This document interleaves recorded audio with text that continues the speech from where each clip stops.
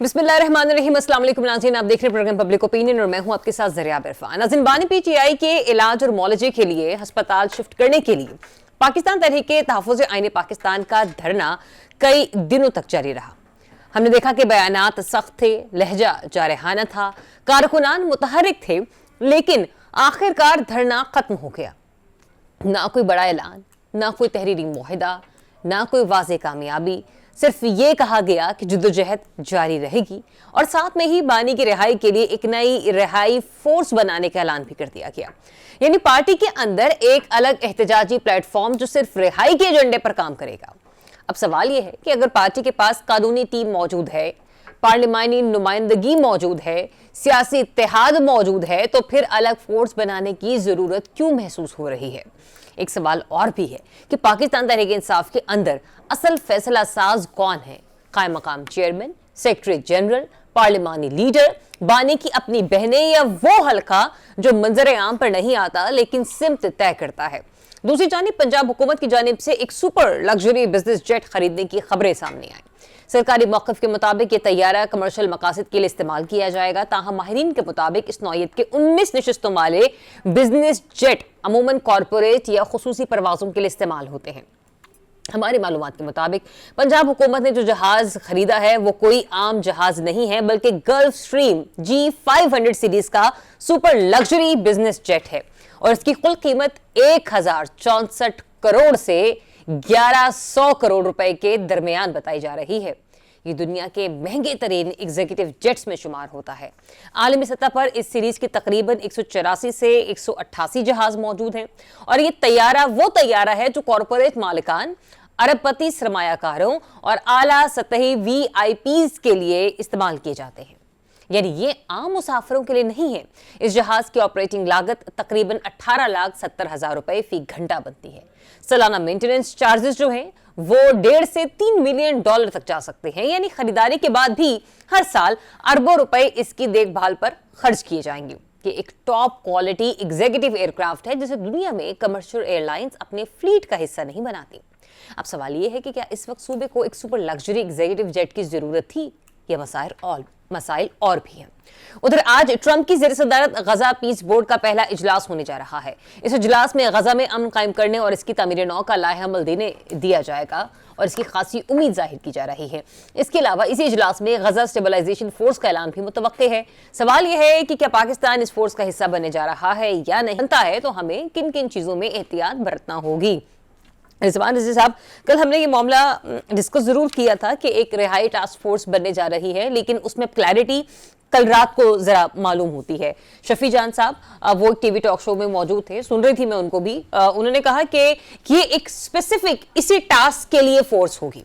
मतलब हमारे पास बहुत सारे काम होते हैं, वुज़रा के पास उन्होंने हल्के देखने होते हैं और भी बहुत सारे काम देखने होते हैं, लेकिन ये एक स्पेसिफिक फोर्स होगी जो कि सिर्फ खान साहब की रिहाई के लिए ही मुतहरिक होगी। इसके रजिस्ट्रेशन और लोगों की जो इसमें शमूलियत है उसका काम सिर्फ यही होगा कि हमने एहतजाज करना है, तहरीक चलानी है तो कैसे चलानी है। लेकिन सर बात तो फिर वहीं पर आ जाती है रिजवान रज़ी साहब, अगर उन्होंने वजाहत दे भी दी कि इसका मैकेनिज्म क्या होगा, ये कैसे काम करेगी, तो आपको लगता भी है कि ये कामयाब फोर्स बन पाएगी? क्योंकि अब तक एहतजाज मुख्तलिफ तरीकों से पाकिस्तान तहरीक इंसाफ कर चुकी है, ये एक नई नौयत जान लीजिए। देखिए, इस एहतजाज में इस मरतबा उन्हें एक साइकोलॉजिकल शॉक में से गुजरना पड़ा। एक ऐसा सूबा जहाँ पे उनकी अपनी हुकूमत है और जहाँ पे उनकी अपनी पुलिस है और वो पुलिस की वो तारीफ व तौसीफ जो है वो करते रहते हैं। उस सूबे की पुलिस जो है वो खतरनाक आंखों के अंदर जो है जज्बात लिए उनकी तरफ बढ़ी। अगला मरहला नहीं आया, मेरा मतलब है कि कोई लाठी चार्ज का या गोली बोली चलाने का, जैसा कि पहले हुआ करता था, लेकिन वो तो इस्लामाबाद की पुलिस होती थी ना। तो खैबर पख्तूनख्वा की पुलिस को आते देखकर 28 मुकामात पर जहां के बकौल इनके वो धरने दिए हुए थे वो साफ कर दिए गए। तो अब जाहिर है कि अब कारकुन को एक उम्मीद दे के, एक वादा करके अपने साथ एसोसिएट करते हैं या बुलाते हैं किसी जगह पे, किसी इवेंट के अंदर। अब आपने उस वादे से विड्रॉ करना है, तो उन्होंने ऐलान फरमाया। मैं उस ऐलान की 2-3 बातें आपकी खिदमत में पेश करना चाह रहा हूँ। उन्होंने वो ऐलान फरमाया कि जनाब ये जो है ना, ये हम टास्क फोर्स बनाने जा रहे हैं جس کا تشکیل کا عمل رمضان کے بعد شروع کیا جائے گا. یعنی یہ 30-40 دن تو گئے, رمضان کے 30 دن اور اس کے بعد عید کی سیلیبریشن کم از کم ہفتہ تو چلتی ہیں ہمارے ہاں, تو یہ 35-40 دن تو گئے.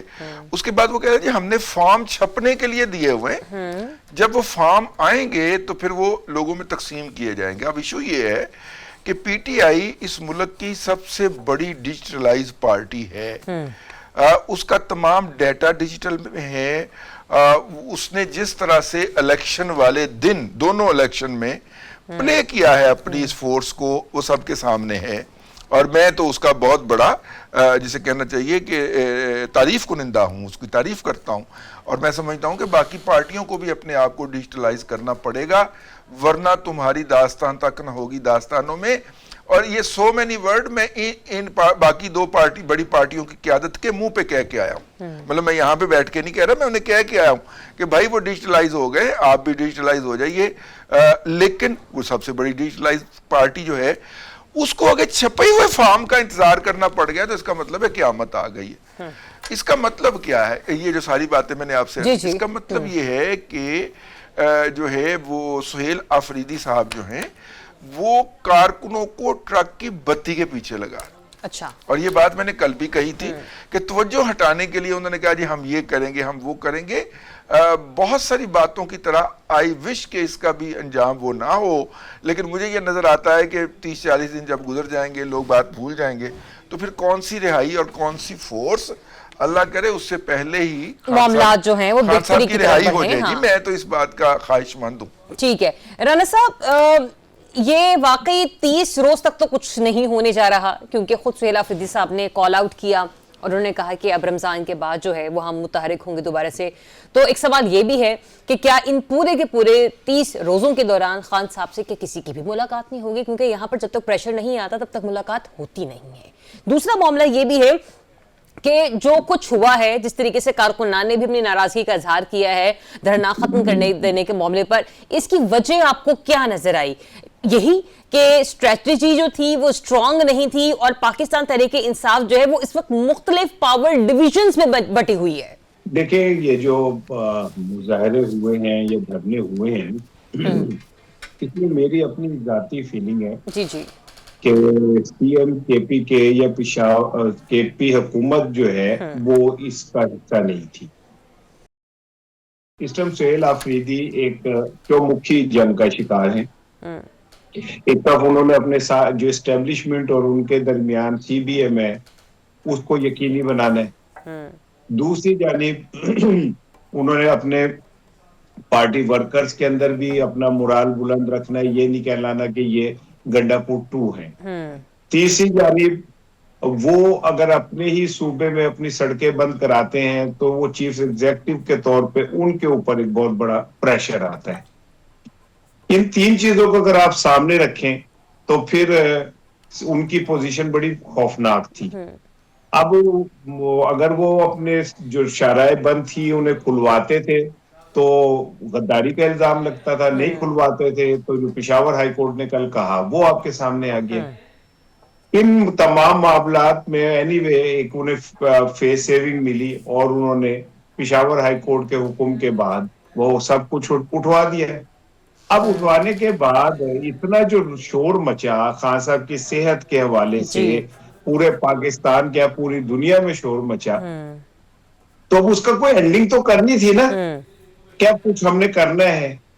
تو اس کا بہترین راستہ یہی تھا کہ انہوں نے ایک فورس بنانے کا اعلان کر دیا ہے.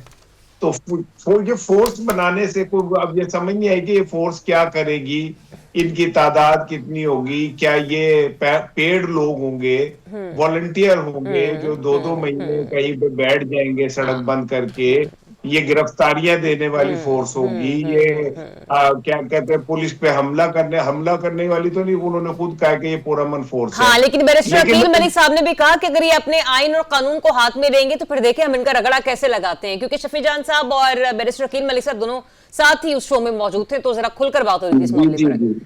جی عقیل ملک صاحب صحیح کہتے ہیں. ویسے تو عقیل ملک صاحب کی حکومت کوئی آئین اور قانون ہاتھ میں نہ بھی لے تو اسے رگڑا لگا سکتے ہیں. ان کا کیا کہتے ہیں جنگل کے بادشاہ ہیں وہ. انہوں نے تو یہ بھی فرمایا کہ ہم تو بات کرنا چاہتے ہیں عمران خان سے، عمران خان ہم سے بات نہیں کرنا چاہتا.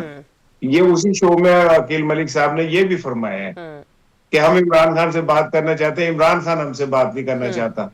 تو ان حالات کے اندر اب سی ایم نے جو بھی فیصلہ کیا فورس بنانے کا، ایک برا فیصلہ نہیں ہے، کارکنوں کو ٹھنڈا اچھا بھی کر دیا. یہ جو آپ نے بات کی ہے نا آخر میں، جو جملہ آپ نے کہا رانا صاحب کہ ہم تو عمران خان سے بات کرنا چاہتے ہیں لیکن وہ ہم سے بات کرنے پر تیار نہیں ہے، اس کو میں ذرا کسی اور کانٹیکسٹ میں بھی لوں گی. رضی صاحب، علی امین گنڈا پور جنہوں نے بڑا ہی ایک یوں کہہ لیں کہ بہت بڑی سٹیٹمنٹ دے دی، انہوں نے کہا کہ بانی پی ٹی آئی کی بہنیں نہیں چاہتی کہ ان کی رہائی ہو. ڈیفینیٹ سی بات ہے، انہوں نے اس زمن میں تو نہیں کہا ہوگا کہ بہنیں نہیں چاہ رہی کہ وہ باہر آئے، لیکن شاید ان کی حکمت عملی یا وہ جس طریقے سے چل رہی ہیں اس اسٹریٹجی کے تحت بانی پی ٹی آئی جو ہے وہ ان کی رہائی نہیں ہو پا رہے.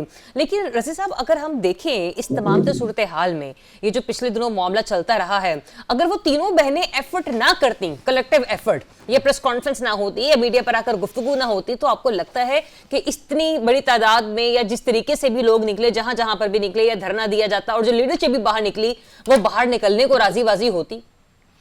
دیکھیے میں آپ سے ہی سوال آگے سے کروں گا کہ انہوں نے کیا ایفرٹ کی ہے.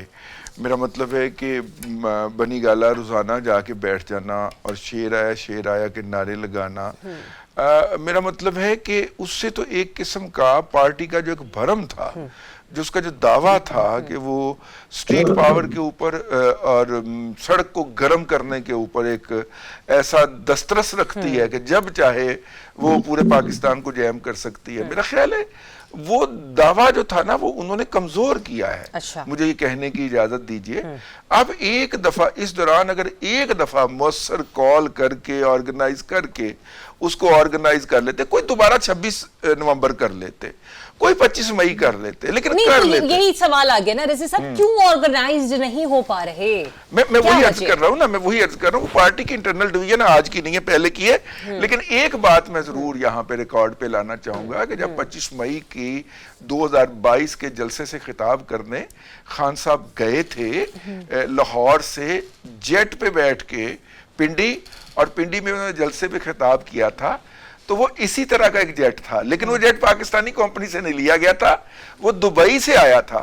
تو دبئی سے لاہور آنے کے اس نے الگ پیسے لیے تھے، پھر لاہور سے لے کے پنڈی گیا، پھر پنڈی سے واپس آیا، پھر لاہور سے دوبارہ دبئی گیا، تو 3 گنا 4 گنا خرچہ پڑ گیا تھا. جیٹ والی سٹوری اپنے بڑی جلدی کر لی، لیکن چلے میں بات کرنی تھی، دوبارہ آئے گی باری. لیکن یہ ہے کہ اچھا ہے اب وہ دبئی سے لاہور آنے کا جو کرایہ پڑتا ہے وہ نہیں پڑے گا، کسی کو بھی نہیں پڑے گا، اور پاکستان کے اندر وہ سہولت دستیاب ہو جائے گی. واپس آ جائیے. جو بات آپ نے کہی تھی، کیا کہی تھی پہلے؟ صرف پاور ڈیویژن ہے نا. ہاں، فیملی کے اندر جو ہے وہ ایک یہ اختلاف رہا ہے. اگر آپ کو یاد ہو تو کئی دفعہ ہم جلسوں میں ایک چھوٹی سی خبر 3 لائنوں کی چھاپتے تھے.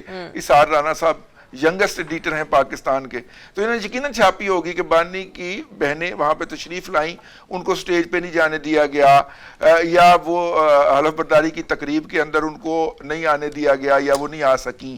ٹھیک ہے، تو وہ ایک ان کا فیملی کے اندر تو اختلاف تھا ہی.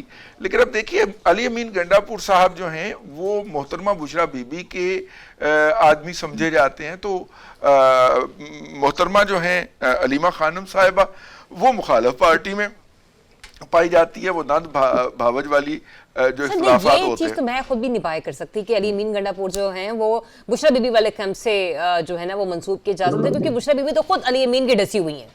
نہیں، بشرا بی بی علی امین کی کیسے ڈسی ہوئی ہیں؟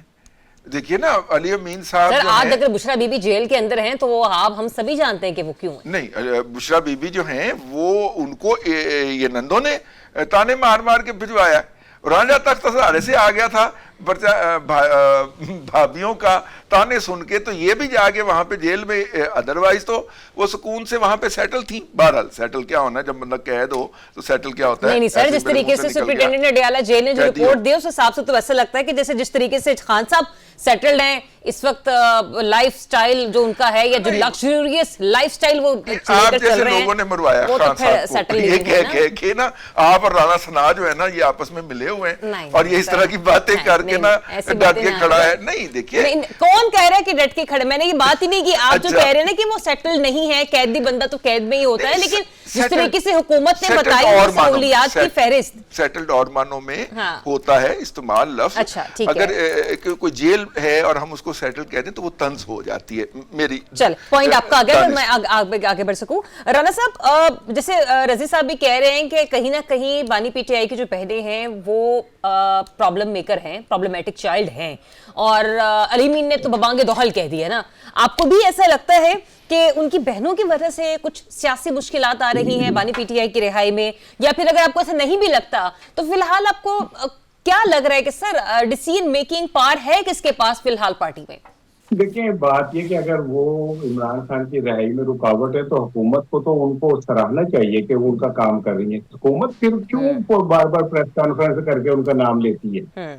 अगर अलीमा खानम ही सबसे ज्यादा मुश्किल क्रिएट कर रही है अपने भाई के लिए, तो इन्हें तो चुप हो जाना चाहिए। अलीमा खानम को प्रमोट करना चाहिए कि उनको एक बंदा मिल गया पीटीआई में जो इमरान खान को बाहर नहीं आने देना चाहता, तो हुकूमत का तो पर्पस पूरा हो जाता है। फिर हुकूमत को प्रेस कॉन्फ्रेंस क्यों करनी पड़ती है? अब मोहसिन नकवी साहब को प्रेस कॉन्फ्रेंस करके क्यों कहना पड़ता है कि जी अलीमा खान सबसे बड़ी रुकावट है?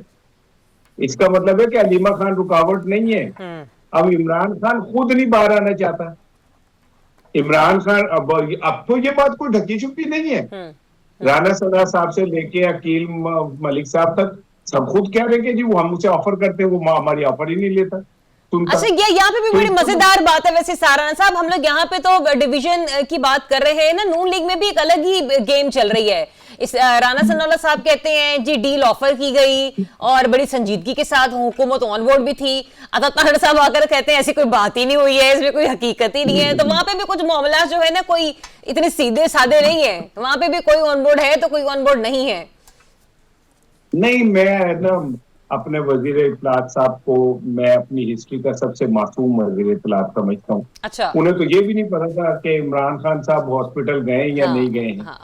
वो तो सारा दिन इसकी तरदीद करते रहे। अगले दिन फिर प्रेस रिलीज पढ़ के सुनाई थी उन्होंने। तो उनकी बातों को तो मैं खैर इतना वो नहीं लेता, लेकिन राणा सनाउल्लाह साहब जो है ना वो इस टाइम मुस्लिम लीग नून में नवाज शहबाज शरीफ साहब के बाद सबसे ज्यादा ताकतवर और बाअसर वज़ीर, ये कोई इसमें कोई ढकी छुपी बात नहीं है।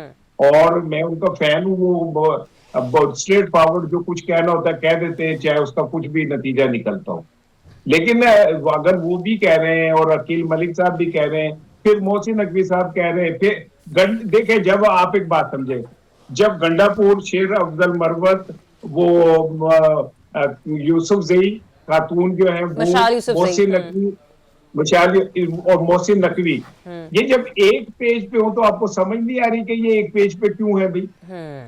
ये एक ही खातून के पीछे जो चढ़े हुए हैं, पहले दोनों को बिठा के हमारे मीडिया ने तक प्रोग्राम कराया कि जी असल में तो जो घड़ी है वो उनके पास है, घड़ी के क्या चीज हार के क्या चीज वो ले गई थी अलीमा खानम, ठीक है ना? तो अब उन पे पीका नहीं लगेगी क्योंकि उन्होंने इतना बड़ा इल्जाम एक औरत पे लगा दिया, खातून पे लगा दिया बगैर सबूत के, उनके ऊपर पीका नहीं लग सकती क्योंकि उन्हें तो बिठाया इसलिए गया था कि वो ये सारी बातें तो खातून चैलेंज करेंगे। चलिए ठीक है राणा साहब, पॉइंट आपका आ गया। नहीं, एक मिनट ठहर जाए। हुकूमत जब क्या कहते हैं पीका ऑर्डिनेंस लगाती है तो क्या जिसके हवाले से बात की होती है वो दरखास्त देता है कि हुकूमत खुद ही एक्शन ले लेती है? नहीं, हुकूमत के बारे में बात करते हैं राणा साहब, चैनल के ऊपर बिठा के आप 2-3 दफा प्रोग्राम करवा रहे हैं। एक तरफ शेर मरवत बैठे हुए, एक तरफ यूसुफ जई बैठी हुई है, और एक प्रोग्राम में फिर दूसरे प्रोग्राम में फिर तीसरे प्रोग्राम में। तो हुकूमत का एजेंडा नहीं समझ आ रहा कि वो एक खातून से इस सतह पे परेशान है कि उसको खराब करना चाह रही है, और फिर आप कहते हैं जी वो रुकावट है। भाई वो उसकी बहन है। इमरान खान ने इस बार ये नहीं कहा कि मेरे पाकिस्तानी, उसने कहा मेरी बहनों मेरे लिए बात करनी है। उन्होंने तो डायरेक्ट अपनी बहनों को एतमाद का इजहार किया। ठीक है, पॉइंट आपका आ गया, इसमें कोई शक नहीं कि अपने अहले खाना पर जितना उनको एतमाद है शायद ही किसी और पर होगा, ऐसा होने रिश्ते हैं, जाहिर सी बात है।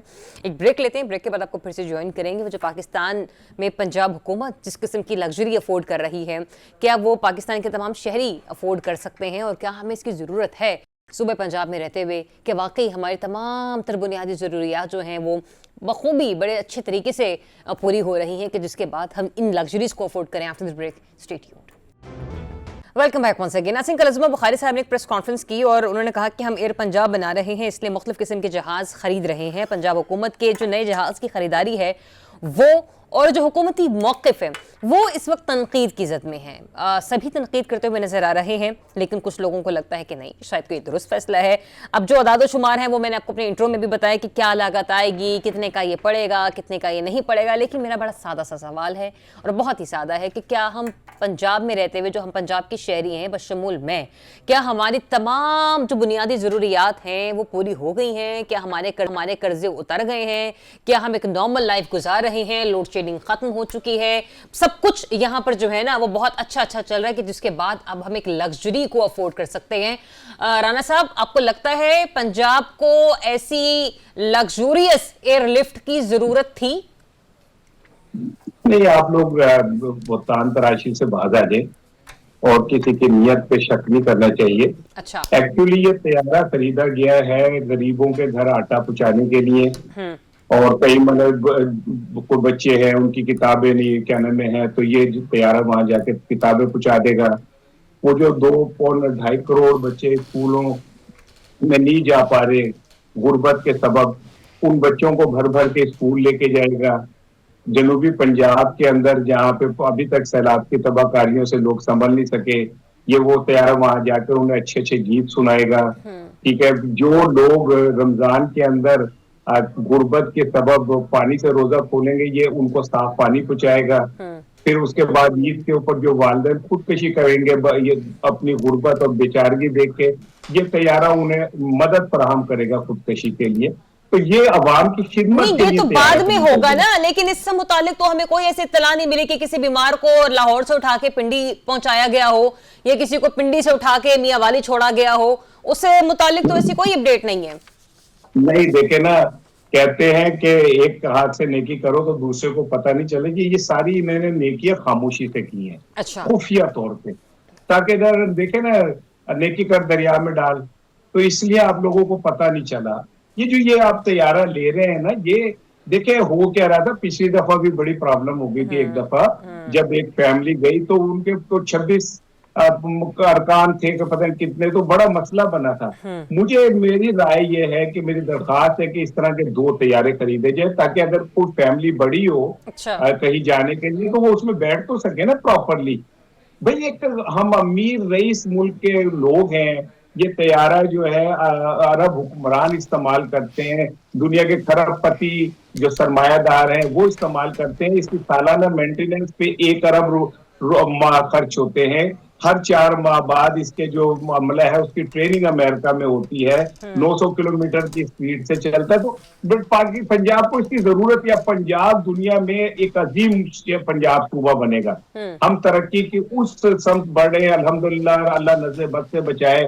یہ اتوار کے دن بچوں کو سیر کرایا کرے گا طیارہ جو ہے نا، یہ فری میں بچوں کو سیر کرایا کرے گا. سر وہ طیارہ اپنی مثال آپ ہے، وہ اپنے اندر خود ایک شایان شان کسی 7 سٹار ہوٹل سے کم نہیں ہے. کیونکہ اگر اس کو ایئر لفٹ تصور کر بھی لیا جائے، لیکن جس طریقے سے اس طیارے کے اندر ایک وہ ڈائننگ ایریا موجود ہے یا جس قسم کی جو وہاں پہ سٹنگ ہے، اس سے معلوم نہیں ایسا ہوتا کہ وہ ایک ہاں بالکل نہیں، وہ ایئر لفٹ معلوم نہیں ہوتا. لیکن رضی صاحب، میرا سوال تھوڑا اور ٹیکنیکل بھی ہے کہ سر ہر عوامی سہولت پر ناراض ہوتا ہے IMF. بجلی پر سبسڈی دینی ہو تو، گیس پر سبسڈی دینی ہو تو، سولر کے حوالے سے کچھ کرنا ہو تو، اس کے علاوہ پیٹرول میں لیوی کو کم کرنا ہو تو، سر 11 ارب کا طیارہ جو ہے وہ IMF کو ہضم ہو جائے گا؟ دیکھیں، پہلے تو جو ہے میں اس پہ کسی کے بھی علم کے اوپر سوال اٹھائے بغیر میں ایک ذاتی سی مجھے 2 منٹ دیجئے گا. جی. جب اسحار رانا صاحب کے آج کل جو فیورٹ لیڈر ہیں انہوں نے خاکسار کو ٹی وی سے آف کر دیا اور گھر بیٹھ گیا، تو میں نے سوچا کہ سوشل میڈیا پہ اگر میں نے پولیٹیکل پوسٹیں یا اس طرح کی پروگرام سنے تو میں خام خواہ بلڈ پریشر ہوتا جائے گا. پھر سرجریاں بھی میری 2 ہو گئی تھی ان دنوں کے اندر، تو وہ پھر لازمی طور پہ مجھے کچھ ہفتے جو تھے وہ بیڈ پہ رہنا تھا. تو میں نے ان دنوں میں نا ایویشن پہ پڑھنا شروع کیا اور اس کے ریلیٹڈ مختلف ویڈیوز دیکھنا شروع کی. पाकिस्तान के मुतल्लक भी देखें, पाकिस्तान में इस वक्त 7 से ज्यादा एयरलाइंस ऐसी हैं जो इस तरह के प्लेन जो हैं, एरोप्लेन पहले ही ऑपरेट कर रही हैं। मतलब कि एक दो के मैं नाम बोल देता हूं, उसके बाद मेरा भाई नहीं बोलेगा। अस्करी एयर भी है जी इस तरह की जो सर्विसेज चलाती है। उसके बाद इशारा ना गौर से सुनना, उसके बाद जेएस एयर है, उसके बाद प्रिंसली जेट है, ठीक है, जो कि ये इन तैयारों की सर्विसेज चलाती हैं कि जहां पे किसी भी पार्टी को, ग्रुप को, कारपोरेट क्लाइंट को जो है वो जरूरत हो एक्सक्लूसिव मुसाफिरों को भेजने की, तो ये जेट एक फ्लाइट जो है इनकी लाहौर से लंदन तक चल जाती है और फिर वहां से फ्यूल डलवा के दूसरी पे भी अमेरिका पहुंच जाते हैं। तो ये दुनिया के भर के अंदर हैं जी छोटी एयरलाइंस जो कि इस तरह के कमर्शियल जेट्स चलाती हैं, पहली बात। दूसरी बात यह है कि हम उस चीफ मिनिस्टर के बारे में तबर्रा कर रहे हैं और माशाल्लाह बस हमने जमीन पे लेट के सर पे खाक नहीं डाली, जिसने आज के दिन, सिर्फ आज के दिन 40 अरब रुपया 10,000 फी कस या फी फैमिली के हवाले से लोगों के अकाउंट के अंदर ट्रांसफर किया है। सिर्फ आज यकम रमजान के दिन की मैं बात कर रहा हूं। और उस 40 अरब रुपया एक दिन में तकसीम करने वाली चीफ मिनिस्टर से हम पूछ रहे हैं कि आपने 10 अरब का जेट कैसे ले लिया। नंबर तीसरी बात यह है कि उन्होंने ये वाजे किया कि ये पंजाब एयर का तैयारा है। हमें उनकी बात को भी तो सुन लेना चाहिए ना, जर्नलिज्म का ये असूल है। हमने ये पंजाब एयर के लिए खरीदा है जो कि सुबह पंजाब अपनी एक एयरलाइन बनाने जा रहा है। मुझे अब जाती तौर पर पूछेंगे तो मुझे इसके ऊपर शदीद एतराज है, ठीक है, लेकिन हमें पहले हकीकत रख लें सामने, फिर हम उस पर एतराज कर लेंगे। तो जब हकीकत है तो फिर आपका एतराज क्यों है? नहीं, मैं अर्ज करता हूं ना, हमें हाई फाई एयरलाइन लॉन्च करने की बजाय हमें एक लो प्रोफाइल एयरलाइन लॉन्च करनी चाहिए, क्योंकि हमारे ज्यादातर लोग वर्किंग क्लास से हैं, मजदूर तबके से हैं जो रीजनल डेस्टिनेशन पे सफर करते हैं। यानी लाहौर से अगर किसी ने जाना है तो शारजा जाना है, तो आप एक लो प्राइस एयरलाइन लॉन्च कीजिए ताकि आम आवाम के लिए उसमें सहूलत हो और वो हमारा सरमाया मुल्क से बाहर ना जाए। ये मेरा उसके टेक्निकल साइड पे इतराज है, लेकिन मैं क्या पहले हकीकत सामने रख लीजिए। अब वो तैयारा जो है वो है उनके पास, पंजाब एयर का तैयारा है। जब भी पंजाब हुकूमत उसको इस्तेमाल करना चाहेगी उसको किराए पे लेगी, उसके लिए किराया देगी। नंबर 2 ये हो गया। नंबर 3, पाकिस्तान के अंदर भी बहुत सारी जरूरियात ऐसी होती है, जैसे देखिए किसी जमाने के अंदर 25 मई 2022 को, मैं फिर दोहराए देता हूं, बानी पीटीआई ने लाहौर से इस्लामाबाद जाना था, उनके मुताबिक उनकी टांग में गोली लगी हुई थी, तो उन्होंने एक तैयारा इस तरह का जेट मंगवाया था जो दुबई से आया था और दुबई से वो लाहौर आया था। लाहौर से इनको पिक किया गया था, ये पिंडी गए थे, वहां पे इन्होंने खिताब किया था, वो वापस छोड़ के दोबारा दुबई चला गया था। और अब देखिए दुबई से लाहौर आने के उसने अलग चार्जेस लिए थे, तो अब कम से कम लाहौर में दस्तयाब होगा। तो एक तो ये बात हो गई, और इसलिए सही है, मतलब आप ही कह रहे हैं कि जिस फैसिलिटी को 1 टाइम अवेल किया गया था उस फैसिलिटी को 100 टाइम्स अवेलेबिलिटी उसकी बनाने के लिए बेहतर है कि आप वो एसएटी परचेज करें। लाजमी नहीं है कि वो मरियम नवाज शरीफ ने इस्तेमाल कर दी है। अच्छा, वो ज़ाहिर है आप भी कर सकते हैं ना।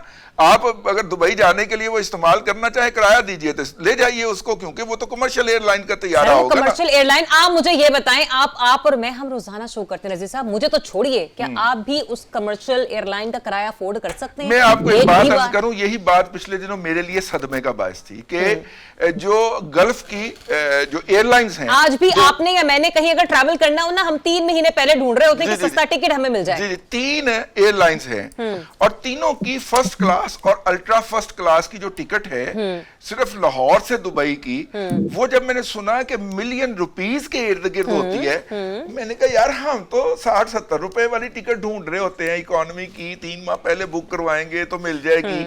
तो ये लोग ऐसे हैं जो 1.2 मिलियन 12 लाख रुपया दे के भी लाहौर से दुबई का ट्रैवल कर रहे होते हैं। वो कौन लोग हैं, मैं उसकी बहस में नहीं जाता, ठीक है ना। मेरा और इसार राना का और आपका खून चूस के ही वो ट्रैवल कर रहे होते हैं, लेकिन अगर इसको आप मद्देनजर रखें तो ये जेट तो उबर की तरह चलेगा और कमर्शियली चलेगा, क्योंकि लोगों के पास पैसे इतने ज्यादा हैं यहाँ पे। तो बेसिकली अशराफिया ने अशराफिया के लिए एक जेट खरीदा है। अगर स्टोरी यही है। अगर वो A320 نہیں لیتے یا بوئنگ 737 نہیں لیتے جو غریب کا طیارہ ہے جس کے اندر میں نے بھی ٹکٹ لے کے چلے جانا ہے. وہی تو میں عرض کر رہی ہوں تو پھر تو یہ ڈیفینیٹلی آپ کی بات درست ہے. لیکن اشرافیہ نے اشرافیہ کو ہی سہولیات دینے کے میں نے لیے یہ یہی طیارہ کہا خریدا کہ ہے. اگر وہ دوسرے والے طیارے نہیں خریدتے تو پھر آپ کی بات درست ہے, میں آپ کی بات کے ساتھ سہمت ہوں. ان پیسوں سے رضی صاحب اگر ہم اپنی ڈیفنس کے لیے کوئی طیارے خرید رہے تھے نا تب بھی سمجھ آتی, خدا کے لیے تب بھی سمجھ آتی. ڈیفنس کے پاس ہیں سر, ہم اپنی صلاحیتوں کو اور بڑھا لیتے نا, ہم اپنی صلاحیتوں کو اور بڑھا لیتے. لیکن مجھے نہیں لگتا کہ پنجاب میں رہتے ہوئے ابھی ہماری یہ فی الحال کی بیسک کور نیڈ تھی, یہ پرائمری ہے, یہ کور بالکل بھی نہیں ہے. اینی ویز ناظرین بریک لیتے ہیں, بریک کے بعد آپ کو جوائن کریں گے اور بات کریں گے غزہ امن حوالے سے. Stay tuned.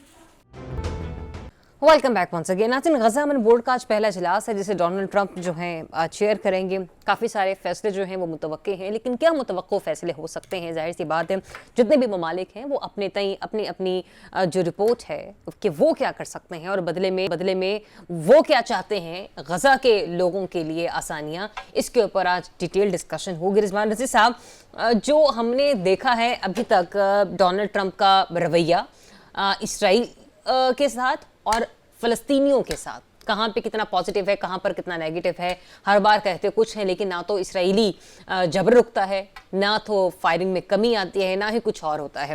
کس قسم کے فیصلے متوقع ہو سکتے ہیں؟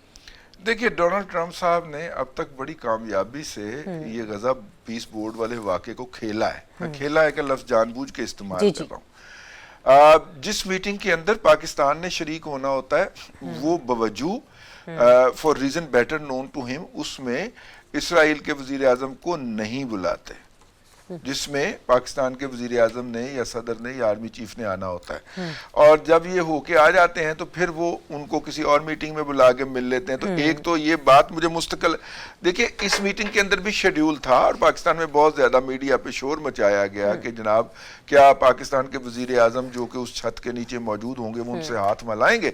ٹھیک ہے, لیکن وہ بعد میں پتہ چلا کہ اسرائیل کے وزیر اعظم آئے ہی نہیں, مدعو نہیں کیا, مدعو تھے, انہوں نے معذرت کر لی یا مدعو ہی نہیں کیا گیا, what ever the case is, وہ نہیں آ رہے. بڑی چالاکی سے معاملے کو سیٹل کیا گیا. وہ میں سمجھتا ہوں کہ ٹرمپ صاحب یہ کھیلتے ہیں, میں اس کو جو سمجھ رہا ہوں ڈونلڈ ٹرمپ صاحب کھیلتے ہیں. ایک بات.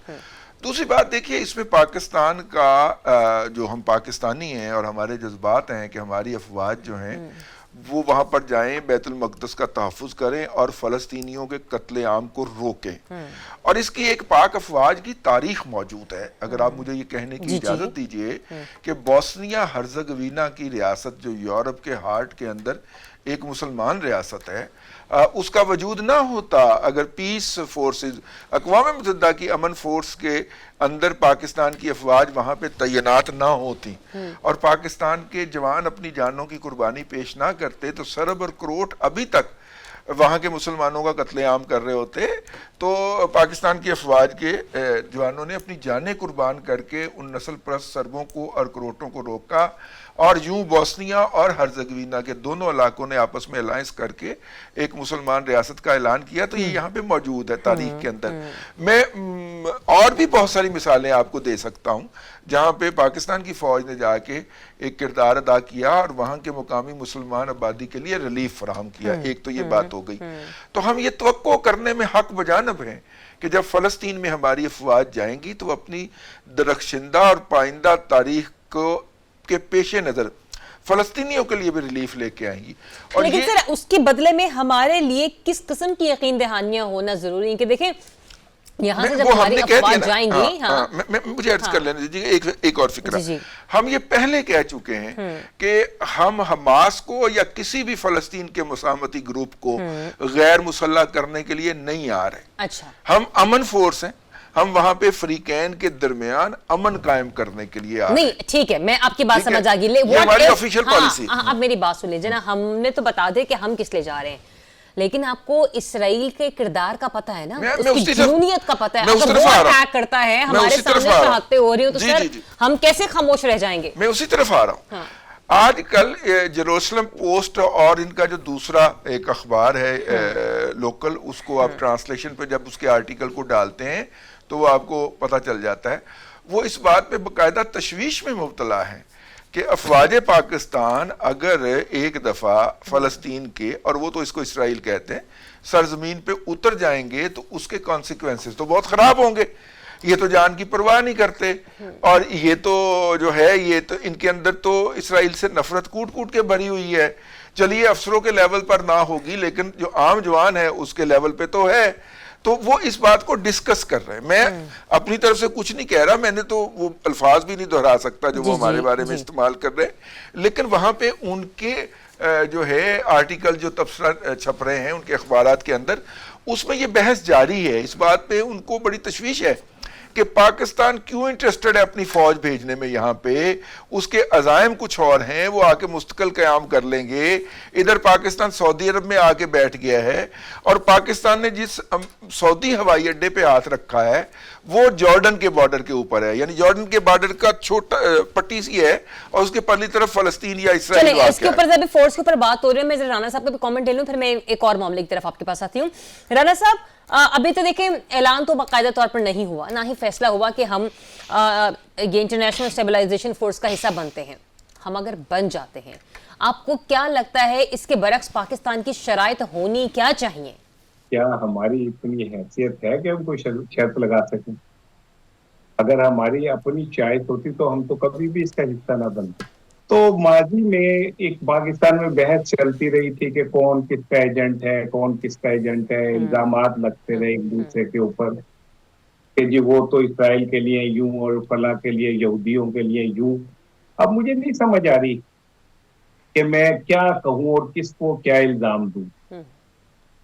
آج رات میں رہنے ایک بڑا تاریخی موقع ہوگا کہ پاکستان اور اسرائیل ایک ہی ٹیبل پہ بیٹھیں گے. جس ملک کا نام لینا ہم پسند نہیں کرتے، جس کا ہم اپنے پاسپورٹ پہ نام دینا پسند نہیں کرتے، آج ہم اس کے ساتھ بیٹھیں گے. ٹھیک ہے، لیکن ہم اسلام کا قلعہ ہے الحمدللہ، اور ہم وہاں پہ فوجیں بھیجنے پہ پہلے تو ہم کہہ رہے تھے نہیں بھیجیں گے، اب ہم فوجیں بھیجنے پہ بھی مجبور ہوں گے کیونکہ ہم نے وہاں جا کے فلسطینیوں کی حفاظت کرنی ہے.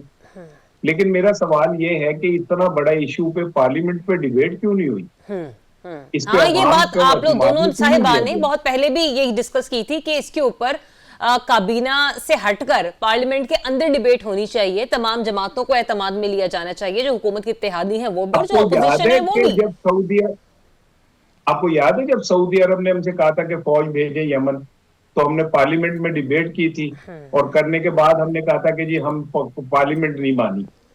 تو اس بار پارلیمنٹ کی کوئی حیثیت اوقات ہی نہیں ہے. ان کو صرف اس لیے رکھا ہوا ہے کہ اگر وہ احتجاج کریں تو ان کے اوپر 24 گھنٹے کے لیے کھانا بند کر دیں، اور ان کا ایک بندہ کہہ کہ کھانا بند نہیں، وہ پھڑے گئے فراڈ کرتے ہوئے. یعنی پی ٹی آئی کے اندر ہر شخص ہی ایسا ہے یار، یعنی سیور فوڈ منگوا کے گڑپ گڑپ کر رہے، وہ ویڈیو فوٹیج آ گئی ہے، اور باہر کہہ رہے جی ہم ہڑتال پہ ہے، اے کر دیو بس کر دیو. رانا صاحب وہ پھڑے گئے نے، تسی بھی بس کر دو. اچھا یہ ہے کہ دیکھیں رضی صاحب، میں نا کبھی بھی آپ کو کسی ڈائریکٹ بات پہ وہ نہیں ٹوکتا، ٹھیک ہے. اور آپ نے اس دن بھی مجھے کہا کہ سن لے سر، آپ نے اس دن بھی جذبات میں کہا کہ جب آپ کے خبریں میں آرٹیکل چھپتے تھے تو میں سب ایڈیٹر تھا، میں اس ٹائم ایڈیٹر تھا، اور میری اپروول سے ہی آرٹیکل چھپتے تھے، ماڑے موٹے جیسے بھی ہوتے تھے. میں اپنے آرگومنٹ دیتا ہوں اور میں اپنے آرگومنٹ کے ساتھ کھڑا ہوتا ہوں. میں کسی کی وضاحت کے لیے کسی پہ حملے نہیں کرتا. میں یہ جو ویڈیو مارکیٹ میں آئی بھی ہے نا سیور فوڈ کھانے کی، وہی جمعے کی ہے، ہفتہ اتوار کی جو 2 دن انہوں نے کھانا بند کیا تھا اس کی نہیں ہے. اور وہ جو تٹ پونجی صحافی ویڈیو شیئر کرتے ہیں بغیر تحقیق کے، کیونکہ ان پہ ٹیکا نہیں لگ سکتی، انہوں نے تاریخی جھوٹ بولا کہ یہ دیکھیں کھانا، وہ جمعے والے دن کی ویڈیو ہے جو دکھائی جا رہی ہے. کوئی سوال نہیں پوچھے گا کہ ارکان پارلیمنٹ کو آپ نے بھوکا کیوں مارا. کیا وہ کوئی یہ کہہ رہے تھے کہ ہم اسرائیل کو تسلیم کر لیں؟ کیا وہ یہ کہہ رہے تھے کہ آج ہم امریکہ کے گھوڑے کے ساتھ لگ کے بیٹھ کے اور اس کی تعریفیں کریں؟ وہ آئینی اور جمہوری حق مانگ رہے تھے نا، جس کے ساتھ آپ لوگوں نے یہ کیا. اور اب ہم یہ کون شیورٹی دے گا کہ وہاں جا کے اگر خدا نہ کرے، اللہ نہ کرے حماس کے ساتھ کوئی ہماری ہو گئی تو ہم کہاں کھڑے ہوں گے؟ کیا پوزیشن رہ جائے گی ہماری؟ ٹھیک ہے رانا صاحب، پوائنٹ آپ کا آ گیا. بہت ساری باتیں آپ نے کی کہ وہاں پہ جب ایشو ہوگا تو پھر اس کو کس طریقے سے مینیج کیا جائے گا. رضی صاحب، ایک میں نے آپ سے کہا تھا کہ میرا ایک سوال اور بھی ہے. یہ جو آج ہونے والے متوقع اعلانات ہیں، کہا جا رہا ہے کہ غزہ کی تعمیر نو کے لیے $5 ارب فنڈ کے اعلان کا بھی امکان ہے، اور جس سے غزہ کی تعمیر نو، حکمت عملی اور مالی وسائل کے اعلان پر غور کیا جائے گا. سر یہ فنڈز آئیں گے کہاں سے؟ یہ جو بورڈ کے ممبران ہیں، کیا یہ وہ فنڈ فراہم کریں گے؟ دیکھیے، یہ پہلے تو غزہ بورڈ پیس بورڈ بنا تھا، اور اس کے بعد اسے جو ہے وہ سمپل ٹرمپ پیس بورڈ یا پیس بورڈ کا نام دے دیا گیا. ایک تو اس کی رکنیت کے لیے $1 ارب چاہیے. اچھا. ایک تو فنڈز وہاں سے آئیں گے. نمبر 2، یہ مختلف کمپنیاں جس کے اندر ٹرمپ صاحب کے داماد کی کمپنی بھی شامل ہے. کہ $1 ارب دے کے آپ نے بورڈ میں شامل ہو جائے. ہاں، تو اس لیے ہم نے نہیں دیا نا. ہمیں انہوں نے ویسے ہی شامل کر لیا ہے کچھ عرصے کے لیے، پھر اس کے بعد کہا کہ پھر اس کے بعد ہم دے دیجیے گا. ہم نے کہا جی ہمارے پاس اب بھی نہیں ہونے. تو انہوں نے کہا کہ بدلے میں آپ پھر اپنی خدمات ہی ہمیں دے دیں. نہیں، خدمات نہیں ہے، ایسے نہیں کہتے. لیکن یہ ہے کہ ابھی تو فی الحال تو انہوں نے شامل رکھا ہوا ہے. $1 ارب ہمارے پاس کوئی نہیں ہے. تو وہ پرائیویٹ سیکٹر ہے جی، وہ جو غزہ کو ریکنسٹرکٹ کرنا ہے اور وہاں پہ وہ بنانے ہیں انہوں نے. اس کی بہت ساری باتیں، یہ ٹرمپ صاحب کا بہت پرانا خواب ہے، انہوں نے آتے ہی کہا تھا. اچھا، ایک بات. دوسری بات میں یہ بھی کہنا چاہوں گا نا کہ دیکھیے، ہمارے لیے بھی یہ تانا ہوتا ہے کہ یار وہاں پہ بیٹھ کے، آپ کے سامنے بیٹھ کے بندہ جو ہے نا وہ غلط بیانی کر گیا، آپ نے کچھ بھی نہیں کیا. دوست احباب ہمیں بھی ملتے ہیں نا، آپ کا بات میری بات کے بغیر چلتی ہی نہیں ہے. آپ کی بات کی فاؤنڈیشن کے اندر خاکسار بیٹھا ہوتا ہے. تو اسحاق رانا صاحب کوئی مسئلہ نہیں ہے. مجھے گالیاں دینے سے یہاں پہ 2 پارٹیوں کی سوشل میڈیا ٹیموں کا روزگار لگا ہوا ہے، تو آپ بھی اس میں شریک ہو جائے بھائی، کوئی عرض نہیں ہے. ٹھیک ہے نا؟ میں کسی کے لیے روزگار کا ذریعہ ہوں، میرے لیے یہی اطمینان کی بات ہے. تو لگے رہے منا بھائی، ایسی کوئی بات نہیں ہے. آپ جب بھی اس طرح کے موضوع کے اوپر گفتگو کرتے ہیں، یہ آج تیسرا موقع تھا، اس لیے میں نے کہا کہ ان اٹینڈڈ نہ جائے. اب 3 دفعہ سے مجھے ذاتی طور پہ حملہ کرتے ہیں، حالانکہ ڈائیلاگ ہو رہا ہوتا ہے، اور ڈائیلاگ میں اگر گستاخی ہو جائے کوئی ایک آدھ فکرہ پھینکنے کی، تو ایتھکس ہوتے ہیں کہ اس کو نظر انداز کیا جائے، بعد میں ذاتی طور پہ کر لیا جائے. میں بھی آپ سے کئی دفعہ باہر جاتے ہوئے ذاتی طور پہ شکوہ کرتا نہیں ہوں کہ یہ بات ایسے تھی، اور آپ بڑی خوش دلی سے قبول کرتے ہیں. لیکن جب رضی صاحب غصے ہوتے ہیں، ہمارے جو دیکھنے والے ہیں وہ اس بات کی گواہی دیں گے کہ میں جب یہ غصے ہوتے ہیں تو میں رسپونڈ نہیں کرتا، میں ہنستا رہتا ہوں. کیونکہ ہم نے ایک لمبے عرصے کے لیے چلنا ہے، اور جہاں ایک گھر میں بیٹھنا ہوں وہاں پہ چھوٹی چھوٹی باتوں پہ سر پٹول نہیں کرتے. وہ چیزوں کی ہوتی ہے. اس دن جب انہوں نے غصے میں کہا کہ آپ ایک جونیئر سب ایڈیٹر تھے اور آپ کو جب پڑھنا نہیں آتا تھا تو میرا آرٹیکل چھپتا تھا، تو میں نے وضاحت نہیں دی تھی. اللہ کا شکر ہے 40 سال کی صحافت میں میری ریپیوٹ ایک بہت اچھے انسان کی ہے. میری ریپیوٹ الحمدللہ ایک اچھے بولنے والے اور صاف ستھرے انسان کی ہے. میں گھٹیا انسانوں کی طرح لوگوں کو گالیاں دے کے اپنے ویوز اکٹھے کرنے پہ لعنت بھیجتا ہوں. رضی صاحب بھائی اپنے، ان سے شکوہ کر دیا، آئندہ نہیں کریں گے. بھائی ہمیں چلیں ٹھیک ہے رانا صاحب، شکوہ آگے آپ نے آن ایئر شکوہ کر دیا. رضی صاحب کو بھی موقع ملا، انہوں نے بھی وضاحت کر دی. مجھے لگتا ہے کہ وہ جو آج ٹرمپ کا پیس بورڈ ہے نا، اس میں ان دونوں کے معاملے کے اوپر بھی نا پی ایم صاحب کو گفتگو کرنی چاہیے، حل نکالنا چاہیے. اجازت دیجیے ناظرین، بہت سا خیال رکھیے. اللہ حافظ.